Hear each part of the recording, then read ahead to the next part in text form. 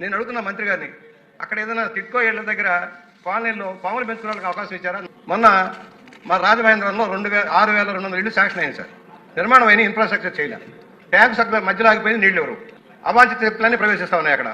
నేను అడుగుతున్నా, వాళ్ళు ఏమైంది? బ్యాంక్ నుంచి జగన్మోహన్ రెడ్డి గారు అప్పు తీసుకున్నారు వీళ్ళ మీద తాకట్టు పెట్టి. అధ్యక్ష, పెద్దాయన బుచ్చి చౌదరి గారు బాగానే మాట్లాడినారు అధ్యక్ష. మన జగన్ అధికారంలో ఉన్నప్పుడు మేము ఏ విధంగా చేసినాం అనేది అందరికీ తెలుసు అధ్యక్ష. ఇంకొక విషయం ఏంటంటే, బ్యాంకుల్లో అప్పులు తెచ్చినాడు, ఆ అప్పులు కట్టుకుంటా ఉంటే వాళ్ళందరినీ బయటికి పంపించారు, ఇళ్లకు తాళాలు వేస్తున్నారు అన్నాడు అధ్యక్ష.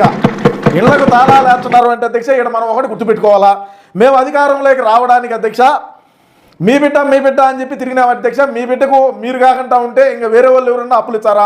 అది పేదవాళ్ళ ఇల్లు కాబట్టి అధ్యక్ష, ఖచ్చితంగా వాటిని ఎత్తుకొని బ్యాంకుల్లో పెట్టి తాకట్టు పెట్టి డబ్బులు తీసుకోవచ్చిన మాట వాస్తవం అధ్యక్ష. మా జగనన్న ఇప్పుడు మీరు ఇళ్ళ కాడికి వచ్చినారు అది ఇదంటే మేమేమి చేయలేము.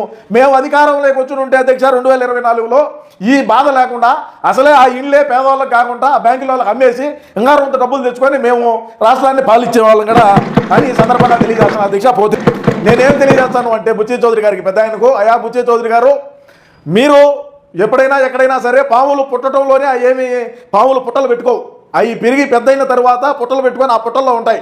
అవి పెరిగి పెద్ద అయ్యేదాకా మన టిట్కో ఎండల్లో మేము ఏదైతే అంటే ఇప్పుడు కూటమి ప్రభుత్వం అధికారంలో ఉన్నది, ఆ ఇల్లు కథ చూస్తుంది. మేము అధికారంలో ఉన్నప్పుడు అధ్యక్ష మేము వీటిని ఎత్తుకొని మీ బ్యాంకులో పెట్టి రుణాలు తెచ్చి మా జలసాలకు మేము ఎట్ట కావాలంటే అట్లా చేసినాం.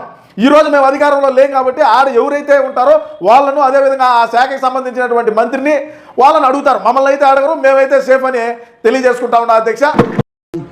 నేను చచ్చిపోతాను.